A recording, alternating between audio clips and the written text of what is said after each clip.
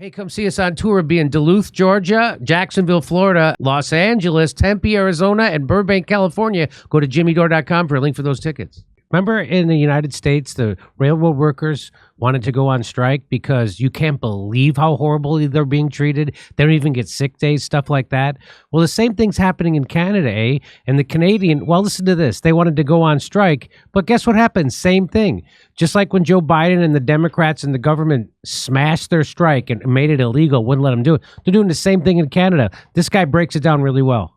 For those who don't know, the workers of CN Rail and CPKC Rail are striking. This comes after a lockout by the companies after failing to reach an agreement at the bargaining table, essentially forcing the workers into a strike, which they were prepared to do anyway. And then the rail companies freaked the fuck out and asked the government to step in to force the workers back to work. And now the government has called for binding arbitration, a process where a neutral mediator arrives at a solution for both parties. Workers return back to work by Monday morning after striking for just 2 days. So basically the bosses were negotiating terms with the workers, a constitutional right of workers known as collective bargaining. And then the bosses didn't like how the negotiations were going, so they stopped the trains and locked the workers out. Stay with me for a second here. And then the workers were like, okay, I guess we're locked out, so we won't go to work. You guys locked us out of work. We can't go to work. And then the bosses were like, holy shit, this is going to cripple the fucking economy. We need to get the government involved and get these guys back to work. And the government was like, yeah, fuck collective bargaining. Again, guys, a constitutional right. Send these guys back to work. Negotiations are over. We'll appoint someone to decide for you. So instead of the workers and bosses arriving at an agreement cooperatively, like what's supposed to happen, again, guys,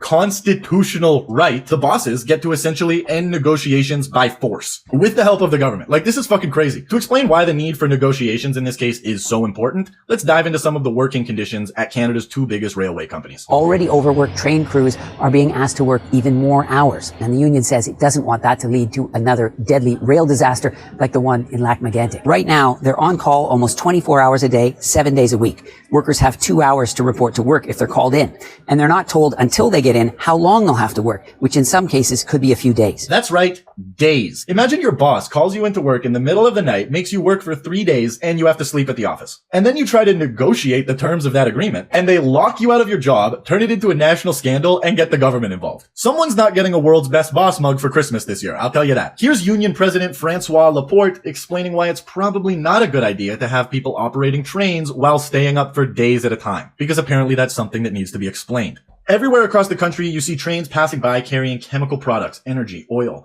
We don't want to see another Lac-Mégantic accident. We want people who operate the train, people who are not fatigued. Lac-Mégantic accident, by the way, was a major railway accident in 2013 which killed 47 people.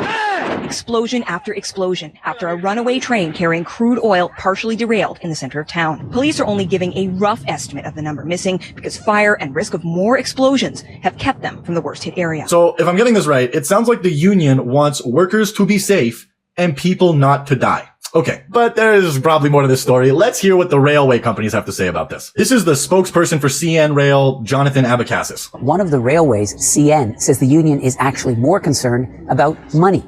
The first page of their demands is all about wages. Oh, dear Lord. How dare they? These guys shouldn't care about money? Money? Being fairly compensated for their work? They should be doing it for the love of the game. They shouldn't even get paid. Rail workers should be a volunteer position as far as I'm concerned. This guy, Jonathan Abacassis, is on the right track, I think. And I'm sure Jonathan makes a very reasonable salary for his anti-union media relations job at CN Rail. Let's have a look. Yahoo Finance lists Abacassis as a key executive of CN Rail. All of the salaries made public on this 10-person list are over $1 million. And that's before all those $1 million bonuses. Jonathan's salary isn't listed here, but we can assume it's similar to the others on the list. 2.62 million, 1.42 million, 1.3 million, 1 million, 1 million. So Jonathan, like other senior colleagues of CN Rail listed here, probably has a roughly $1 million salary. And here he is on the news, chastising workers for wanting more money as well as a safer work environment. When safety does become an issue, as workers are telling you it will, you and the other key executives aren't the ones that will experience the fallout of that. The injuries, the deaths, the legal implications. But you are in a position to profit from ignoring these safety issues. Those Christmas bonuses aren't going to look quite as nice if we start reducing hours now, are they? So here's a question, CBC. Why the fuck are you even interviewing this guy? We already know his position. He's getting paid to slander the union and make workers look bad. This is like asking George Foreman what type of grill to buy. He's only going to have one answer. And people are like, oh, I just don't know who's telling the truth. The guys operating the railroad say the railroad is unsafe. But the guy getting paid millions of dollars to say the railroad is safe says the railroad is safe. I just don't know who to believe. Also, the fact that CN Rail has this spokesperson lying and saying that safety isn't a concern of the union, but self-admittedly also wanting to increase hours. This is insane. This is crazy. Clearly, safety is a primary concern. And so is money. Because this smug asshole shouldn't be one of 10 people in the whole company being appropriately compensated. And yes, this picture was taken the same day as that interview. He did that interview and was like, fuck the strike, fuck the workers, I'm the best, that'll be $1 million, please. And then he took this smug ass picture. Look at this, bro's flexing the Apple Watch. He's crushing unions and flexing the Apple Watch, guys. I'm sorry. I hate this guy. I hate him. We're beefing now. I have beef with the media relations guy from CN Rail. Let's see how all the super pro-worker political parties feel about all this. The liberals, siding with the bosses. Helping them do this shit, actually. The conservatives, literally haven't said a word. The PPC, let's see, I got a quote here. Is this about immigrants? Because if this isn't about immigrants, I don't care. Okay. NDP?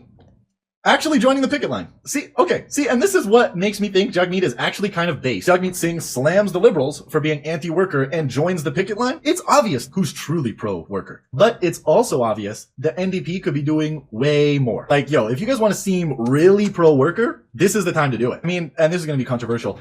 I continue to find myself saying that Jagmeet Singh needs to pull the plug on the confidence agreement with the liberals. Like, just to let workers know he stands on business. I'm increasingly confident he will never do that. Because this isn't even the first time something like this has happened and the liberals allowed some shady shit to happen to workers. And Jagmeet Singh, with the full power of the supply and confidence agreement, was kind of just standing there like, hey guys, please don't do that. Please be a little more pro-worker. Come on, Justin. For me, for you, buddy, please.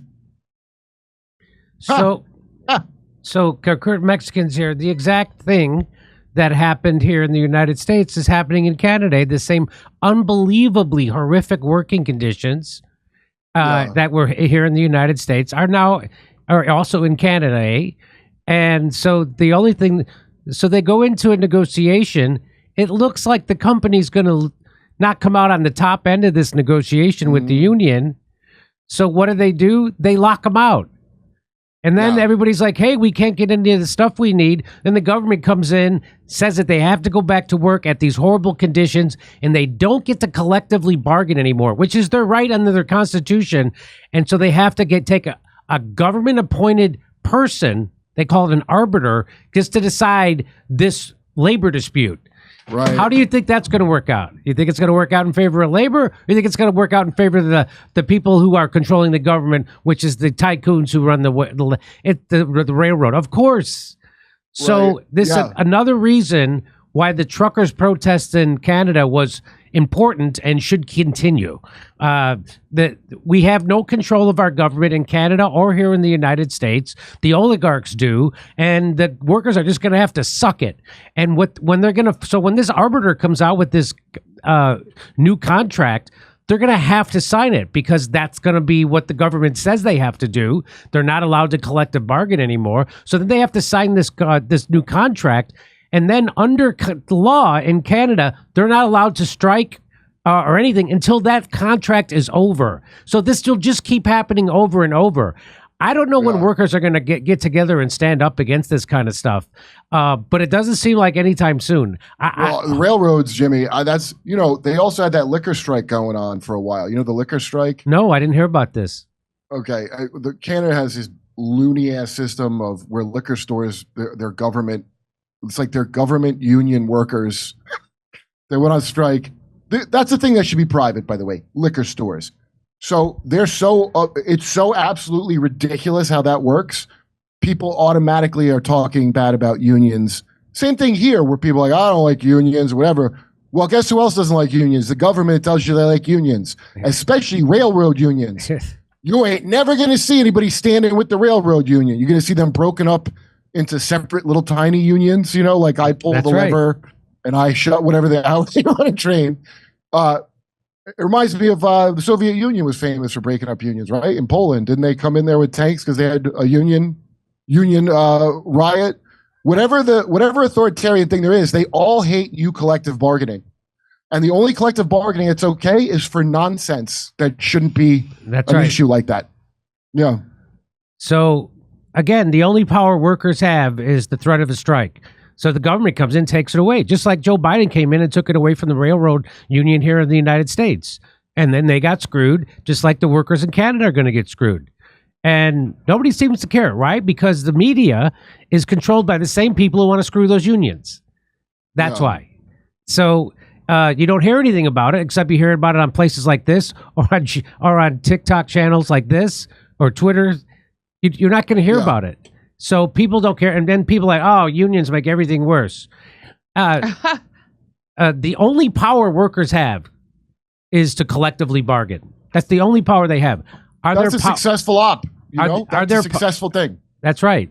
Are there power on people's heads? Yep. To get work, it's like it's the same thing when they get workers. They hate minimum wage workers, right? Oh, well, they shouldn't get a living wage just to flip burgers.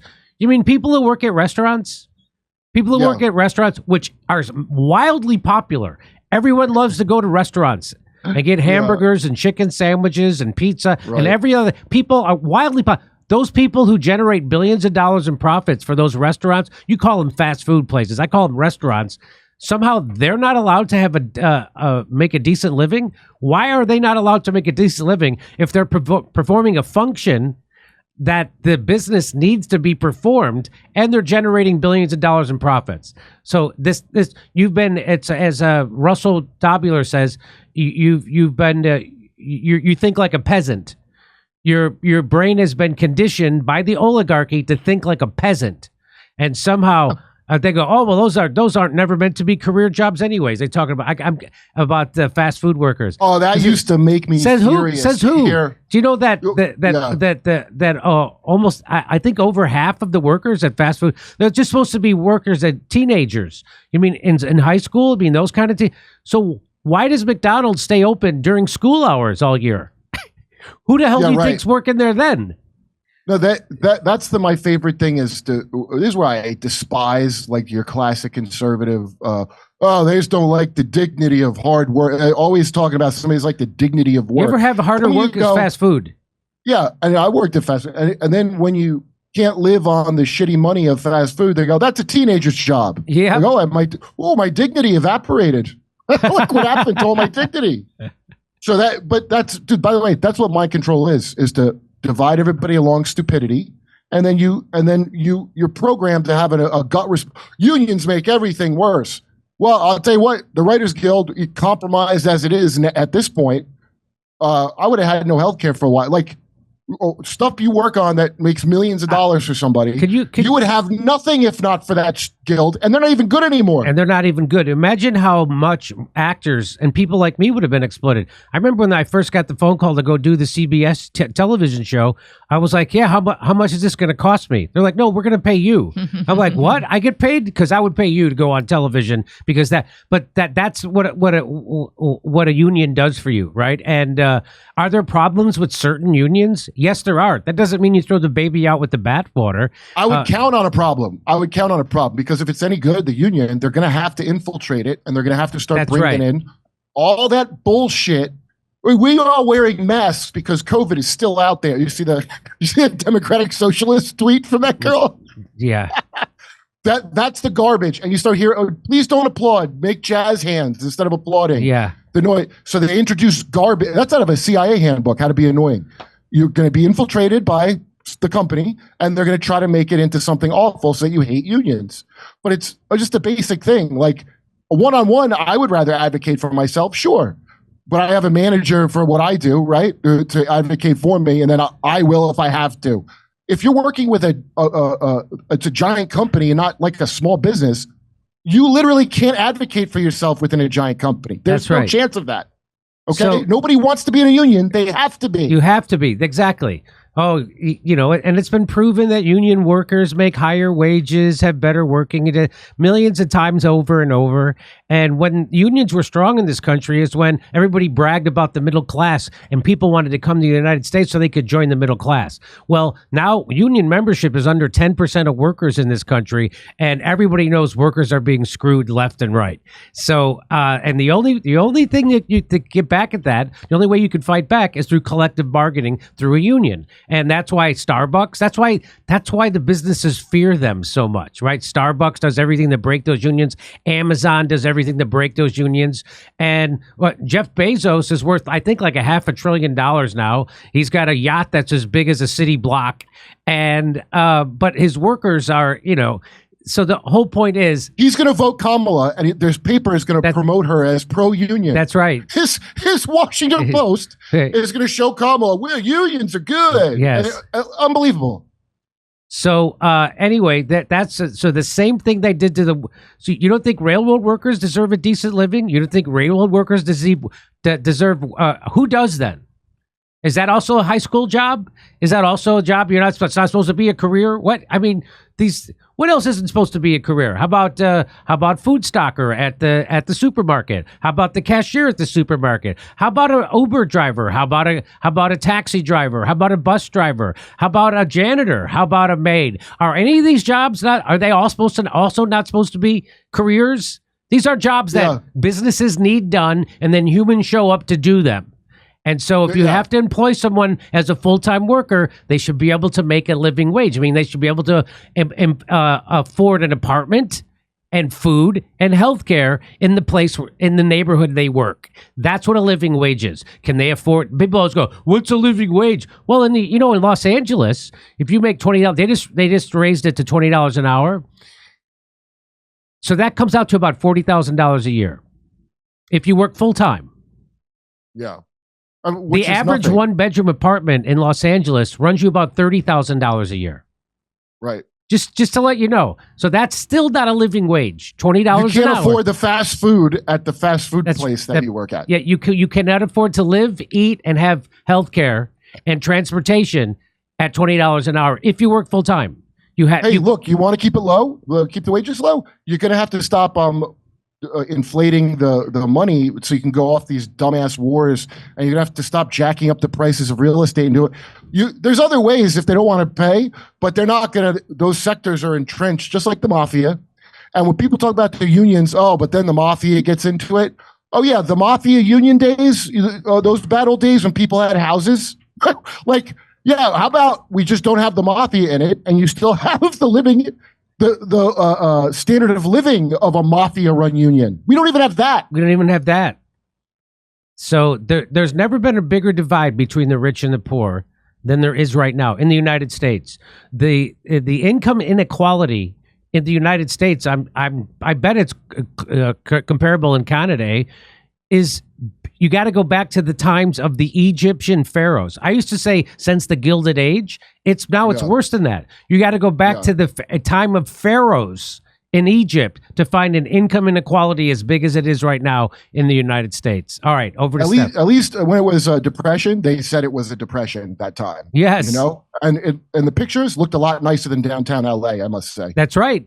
It didn't look as bad during the Depression as it does now in downtown LA. It's worse. This is worse than the Depression, whatever anybody wants to tell you by all stats. As we've learned from Paul the Gold Guy and all the other people who come on, that they don't count unemployment the way they used to, even in the 80s. They changed the way they count unemployment. So now they can tell you, unemployment's only 4% or 5%, when actually unemployment's around 15 to 20. Maybe some people I've heard say 25%, which is what the unemployment rate was during the Great Depression. Yeah, that's exactly right. Except Great Depression houses are more affordable. Yeah, that's right. Everything was. It identifies as a better economy. Okay. Hey, I believe in having a substantial percentage of my financial future secured with gold and silver. That's why I decided to partner with our sponsor, Colonial Metals Group. They helped me set up a safe and secured self-directed IRA where I have access to my assets no matter what the stock market, or for that matter, what the government is doing. Let the team of experts at Colonial Metals Group help you protect your family's future. We put together a special offer for our audience. Click on the link in the description below or call the special 800 number and you'll receive a safe and up to 10 grand in free silver. That's real. Up to, depending, but go find out. Go to colonialmetalsgroup.com/Jimmy-Dore-show or call 888-910-1419. Hey, come see us on tour. We'll be in Duluth, Georgia, Jacksonville, Florida, Los Angeles, Tempe, Arizona, and Burbank, California. Go to jimmydore.com for a link for those tickets.